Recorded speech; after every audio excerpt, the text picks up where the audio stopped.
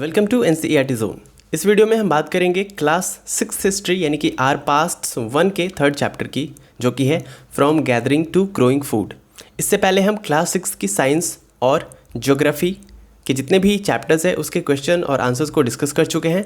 तो अगर आपने वो वीडियोज़ नहीं देखे हैं तो आप हमारे प्लेलिस्ट में जाके देख सकते हैं, ठीक है।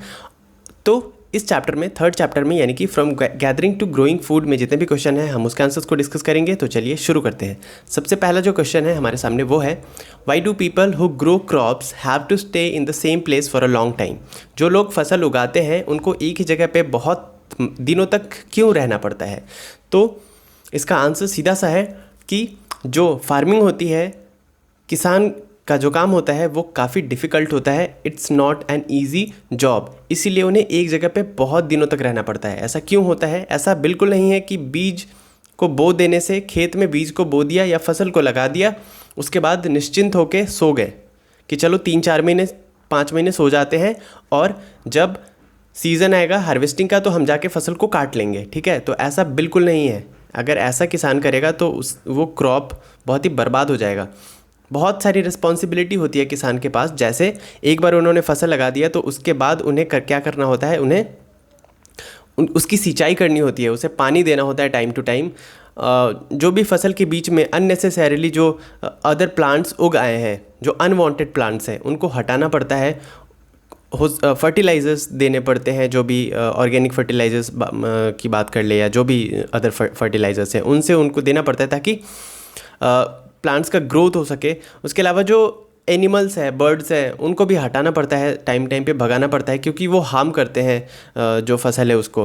तो इसलिए उनकी रिस्पॉन्सिबिलिटी बन जाती है उसकी देखभाल करना, ताकि इसी वजह से उन्हें एक ही जगह पे बहुत दिनों तक रुकना पड़ता है। तो चलिए आंसर इसका डिस्कस करते हैं। आंसर है, people who grow crops have to stay in the same place for a long time because they have to look after the plants, water them, weed the fields, drive away animals and birds and use and store the grains carefully, ठीक है। तो उन्हें देख लिया आपने क्या क्या करना पड़ता है। उन्हें पहले फसल लगा दिया, देन उन्हें पानी देना पड़ता है, फील्ड की सफाई करनी पड़ती है, जो भी बीच बीच में घास उगाए हैं अनवांटेड उनको हटाना पड़ता है, एनिमल्स को भगाना पड़ता है, बर्ड्स को भगाना पड़ता है, और भी बहुत सारे काम हैं जो उन्हें करने पड़ते हैं एक बार फसल लगा देने के बाद, ठीक है।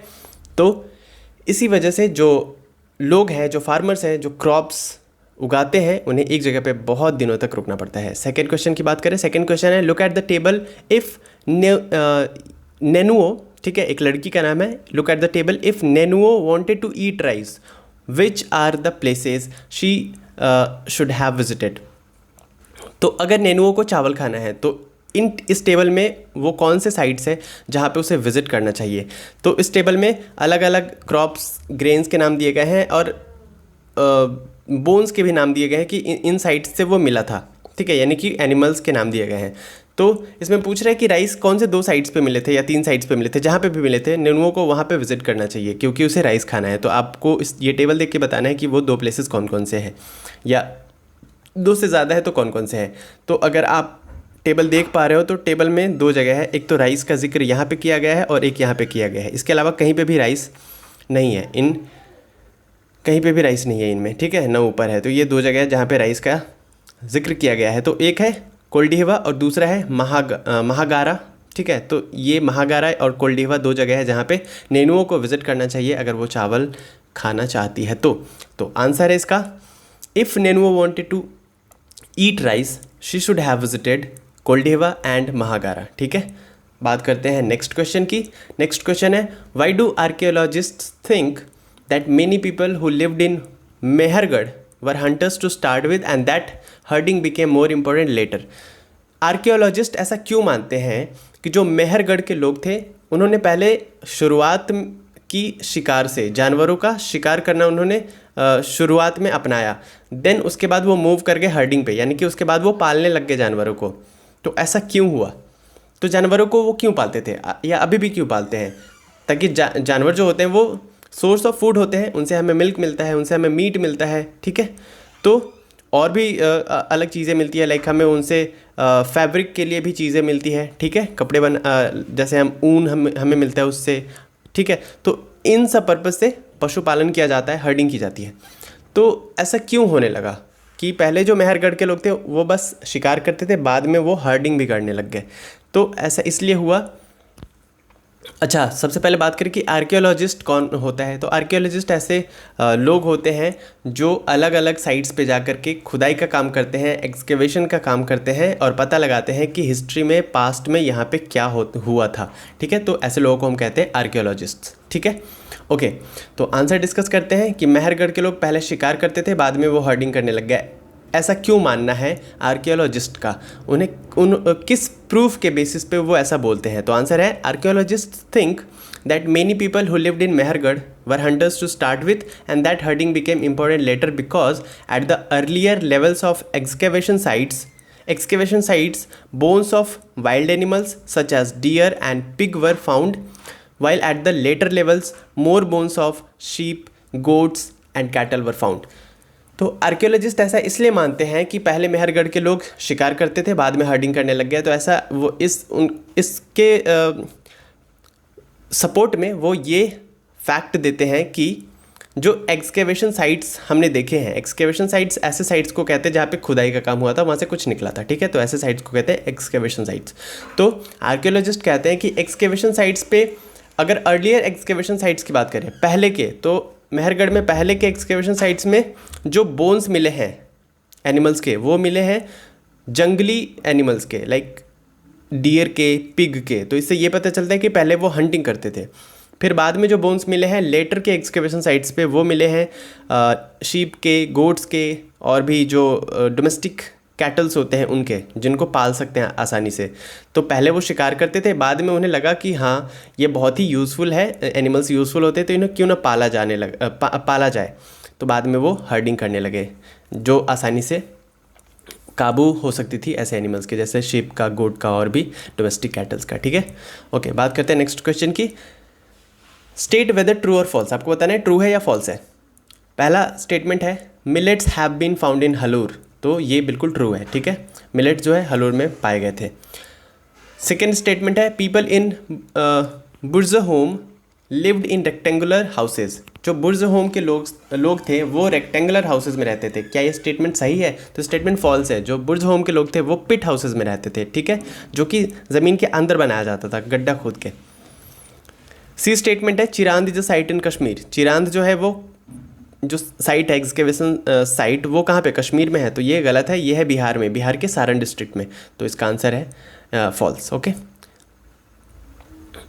नेक्स्ट है jadeite found in Daojali Hading may have been brought from China. जो जेडाइट मिला है, जेडाइट का मतलब होता है ब्लू कलर के या ग्रीन कलर के पत्थर होते हैं, उसको जेडाइट कहते हैं, छोटे छोटे। तो जेडाइट जो है found in Daojali Hading may have been brought from China. जो डाउजली हेडिंग में जेडाइट मिला है, इससे हो सकता है कि चाइना से लाया गया हो। तो आंसर इसका है ट्रू। ठीक है, नेक्स्ट है list 3 ways in which the lives of farmers and herders would have been different from that of hunter gatherers। आपको बताना है कि जो ऐसे 3 चीज़ें बतानी है, 3 बातें बतानी है, जिससे पता चले कि जो फार्मर्स और हर्डर्स की लाइफ थी वो हंटर गैदरर्स की लाइफ से अलग थी। अच्छा, फार्मर हर्डर्स क्या होते थे? वो पशुपालन करते थे, खेती करते थे, जिसके लिए उन्हें एक जगह पे टिक के रहना पड़ता था। लेकिन हंटर गैदरर्स क्या थे? वो शिकार करते थे, चीज़ें कलेक्ट करते थे, तो उन्हें भटकना पड़ता था, तो वो एक जगह पे टिक के नहीं रहते थे। ठीक है, तो वो आंसर है इसका 3 ways in which the lives of farmers and herders would have been different from hunter gatherers are the building of houses। Farmers और हर्डर्स क्या करते थे? वो बिल्डिंग ऑफ हाउसेस करते थे, घर बनाते थे, लेकिन हंटर गैदरर्स ऐसा नहीं करते थे। मेकिंग ऑफ पॉट्स, जो किसान होते थे वो पॉट्स भी बनाते थे, हंटर गैदरर्स ऐसा नहीं करते थे। वीविंग ऑफ क्लॉथ, कपड़े भी बुनते थे, जो हंटर गैदरर ऐसा नहीं करते थे। तो ये 3 बातें हैं जिससे साफ पता चलता है कि फार्मर्स एंड हर्डर्स और हंटर गैदरर्स दोनों डिफरेंट थे। बात करते हैं नेक्स्ट क्वेश्चन की। नेक्स्ट है make a list of all the animals mentioned in the table. ठीक है, जो टेबल मैंने आपको पीछे दिखाया था जिसमें नेनुओं को चावल खाना था, तो उसी में कुछ आप अपने बुक के एनसीईआरटी के बुक के पेज नंबर 25 पे देख सकते हो। उस पर कुछ जानवरों के नाम, यानी कि बोन्स में कुछ जानवरों के नाम भी दिए गए हैं। तो आपको ये बताना है कि वो जो जानवरों का नाम वहाँ पे दिया गया एनिमल्स का, वो किस यूज़ के लिए था। ठीक है, for each one describe what they may have been used for. तो वो जानवर किस लिए यूज़ किए जाते थे? तो आंसर है, जो उसमें जानवरों के नाम दिए गए थे वो है शीप। तो शीप किस लिए? ऊन के लिए, मीट के लिए। तो आंसर है sheep for wool and meat, goat for meat and milk, cattle for milk and meat, dog for herding livestock, ox to plow the fields, pig for meat। तो ये जो अलग अलग जानवर हैं इनको अलग अलग पर्पज़ के लिए यूज़ किया जाता था। ठीक है, तो इस चैप्टर में बस इतने ही क्वेश्चन थे।